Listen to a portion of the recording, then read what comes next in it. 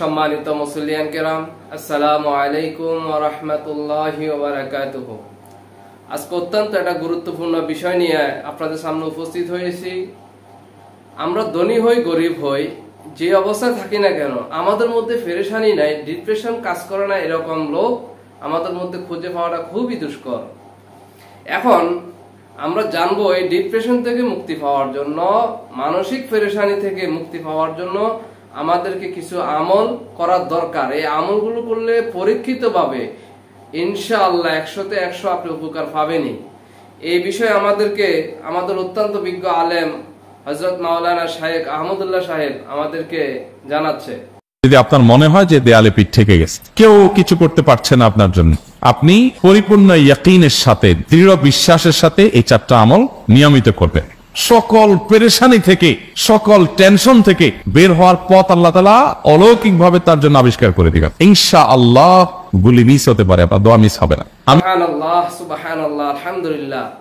অবশ্যই হুজুর এটা বিশ্বাস করি এই আমল দ্বারা সম্ভব। এরপরও আপনার কাছে জানতে ইচ্ছা করে, আপনার জীবনে কি এরকম কোনো ঘটনা ঘটেছে যে আপনি এই আমল দ্বারা উপকৃত হয়েছেন? আমাদেরকে একটু জানালে আমরা খুশি হতাম। আমার জীবনে আমি করে দেখেছি, এগুলোর প্রয়োগ করে দেখেছি, আমলগুলো করে দেখেছি। আলহামদুলিল্লাহ, যেখানে মনে হয়েছে এই সমস্যা বাহ্যিকভাবে সমাধান যোগ্যই না, আল্লাহ তাআলা সেটাকে অলৌকিকভাবে সমাধান করেছেন। আমার জীবনে বহুবার আমি দেখেছি। আলহামদুলিল্লাহ। খুব জানতে ইচ্ছা করে সেই আমলগুলো কি এবং কয়টি আমল করতে হয়, আমাদেরকে একটু বুঝিয়ে বলুন। এরকম 4টা আমল আছে যেগুলো আমরা কোনো বিপদে পড়লে, নারী হোক, পুরুষ হোক, পারিবারিক হোক, আর্থিক হোক বা নিরাপত্তা সংশ্লিষ্ট হোক, যে কোনো সমস্যা হোক। আমি জানতে চাই হুজুর, ইতিপূর্বে আপনি যাদেরকে এই আমলটা করতে বলেছেন, তারা কি এই আমলগুলো উপকৃত হয়েছে, সুফল পেয়েছে? আমাদেরকে একটু স্মরণীয় ঘটনাগুলো বলুন। আমি বহু মানুষকে পার্সোনালি এটার পরামর্শ দিয়েছি, ওনারা আমল করেছেন, আমল করে উপকৃত হয়েছেন। এরকম বহু মানুষ আছে, বৃদ্ধ মানুষ, বাবা ক্যান্সারে আক্রান্ত হয়েছেন অনেক দেরিতে, আল্লাহ তাআলা অলৌকিকভাবে সাহায্য করেছেন। আলহামদুলিল্লাহ, আমাদেরকে এই আমলগুলো করার তৌফিক দান করুন। এখন আমি জানতে চাই, ধরুন আমরা এই আমলগুলো করতেই থাকলাম, কিন্তু এরপরও সফল হলাম না, উপকৃত হলাম না, তাহলে কি বলবো এটা আমার আমলের ত্রুটি, নাকি আমি আমলে করতে পারলাম না? কি বুঝবো যে যখন আমার আমল করার পর আমি উপকার পাবো না? হ্যাঁ, কখনো যদি আল্লাহ তাআলা এই আমলগুলো করার পরও আমার বিপদ দূর না করেন, তাহলে হয় আমার আমলের মধ্যে কোনো ত্রুটি ছিল, অথবা আমার এই বিপদ দূর না হওয়ার মধ্যে আমার জন্য কোনো কল্যাণ নিহিত ছিল। আল্লাহ তাআলা আমার দোয়া কবুল করে যে উপকার হতো, তার চেয়ে বেটার কিছু হয়তো আমাকে দিবেন, এই ইয়াকিন একজন ইমানদারের থাকবে। সেই 4টা।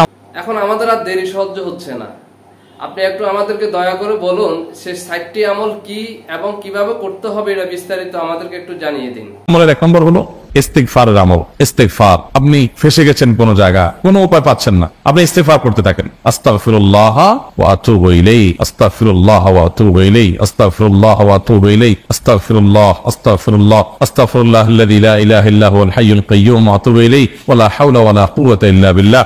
اللهم انت ربي لا اله الا انت خلقتني وانا عبدك وانا على عهدك ووعدك ما استطعت اعوذ بك من شر ما صنعت ابو لك بنعمتك علي وابو لك بذنبي فاغفر لي فانه لا يغفر الذنوب الا انت سيدুল ইস্তিগফার। এভাবে যে কোনো ইস্তিগফার করতে থাকেন, আপনি বেশি বেশি করে আল্লাহর কাছে ইস্তিগফার, ক্ষমা প্রার্থনা করতে থাকেন, খুব বেশি। আপনার 2 ঠোঁটে অনবরত আপনি চাইতে থাকেন আল্লাহর কাছে ক্ষমা। এই ইস্তিগফার সম্পর্কে নবী করিম সাল্লাল্লাহু আলাইহি ওয়াসাল্লাম বলেছেন, মান লাজিমাল ইস্তিগফার, যে ব্যক্তি ইস্তিগফারকে আঁকড়ে ধরবে, আঁকড়ে ধরা মানে কি, এটা ছাড়বে না, সেই পড়তেই থাকবে অনবরত। টয়লেটে যাওয়ার সময়টা, ঘুমের সময়টা, খাওয়ার সময়টা বাদে, অবসর নামাজের সময়টা বাদে সারাক্ষণ সে ইস্তিগফার করবে।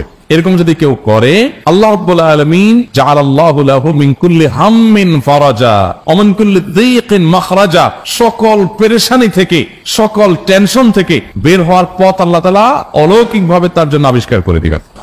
হুজুর, আপনি যে বললেন ইস্তিগফারের মাধ্যমে উপকার পেয়েছেন, আপনার জীবনে ইস্তিগফারের মাধ্যমে উপকার পেয়েছেন, এরকম একটা স্মরণীয় ঘটনা আমাদেরকে জানান, আমরা একটু ঈমানটাকে তাজা করি।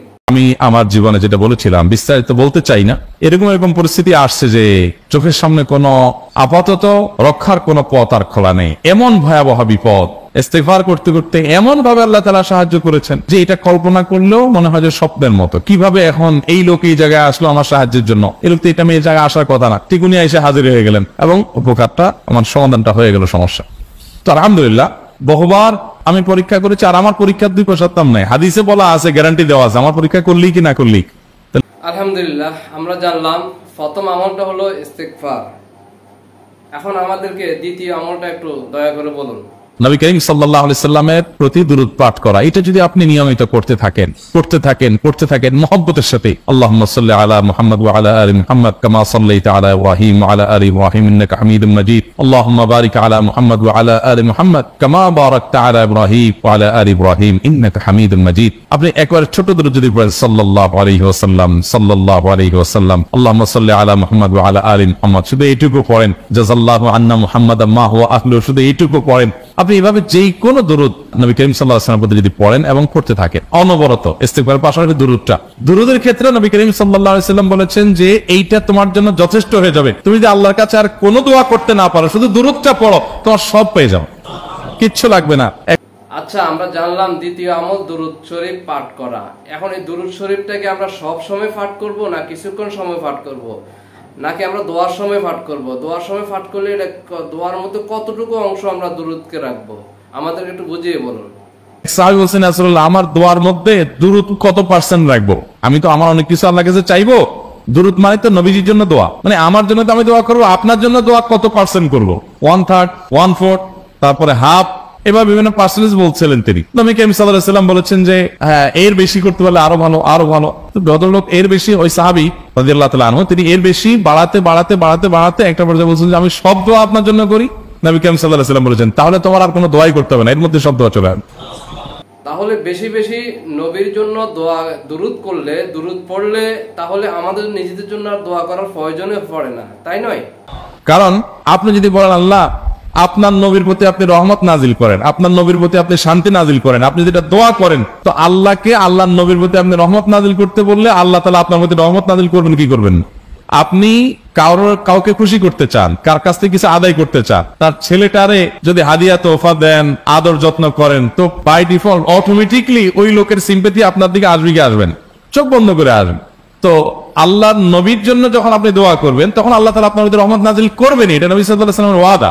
যেই কোনো পেরেশানি, তিনি আরো বলেছেন যদি কেউ দুরূদের আমল করে নিয়মিত, আল্লাহ রাব্বুল আলামিন তার সকল পেরেশানির জন্য যথেষ্ট করে দিবেন। এই আমলটা সবগুলো দূর করার জন্য যথেষ্ট হয়ে যাবে। এই দুরূদের আমলটা আমি দেখেছি সুবহানাল্লাহ গুলির মতো কাজ করে। আজকে আচ্ছা হুজুর, দুরূদের বিষয়ে একটা আপনি দুরূদের আমল করেছে, আপনার জানা সত্ত্বে এরকম একটা স্মরণীয় ঘটনা আমাদের একটু বলুন, আমরা ঈমানকে আরো একটু তাজা করি।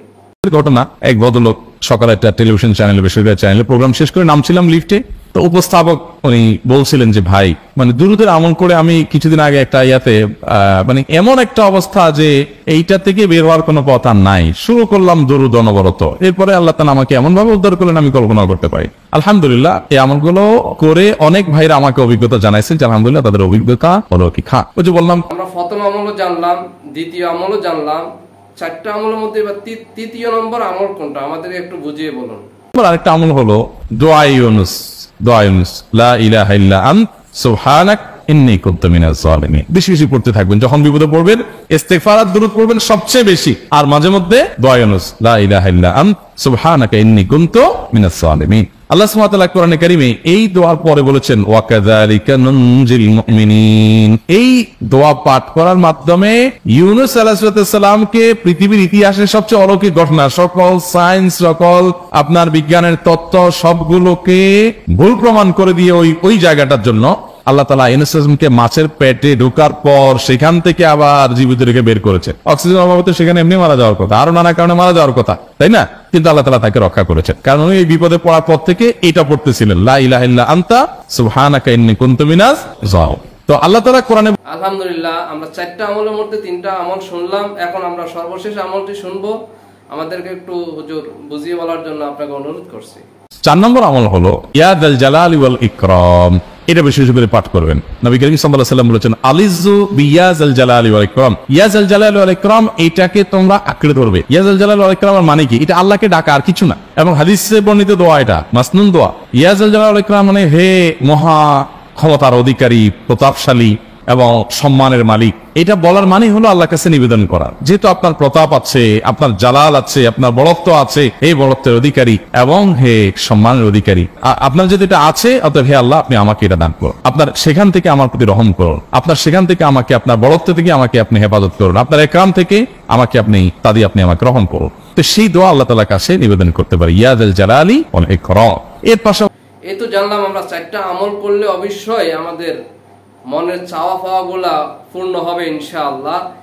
এই 4টা আমলের পাশাপাশি অতিরিক্ত আরো কোনো আমল করলে উপকার হবে কিনা আমাদের একটু বুঝিয়ে বলুন। সেই তাহাজ্জুদের নামাজ এবং যে কোনো নফল নামাজ, কারণ নবী সাল্লাল্লাহু আলাইহি সাল্লাম ইজা হাযাবাহু আমরুন সাল্লা, নবীজি সাল্লাল্লাহু আলাইহি সাল্লামের কোন পেরেশানি শুরু হলে আগে ওযু করে 2 রাকাত নামাজ পড়তেন, ওযু করে 2 রাকাত নামাজ পড়তেন।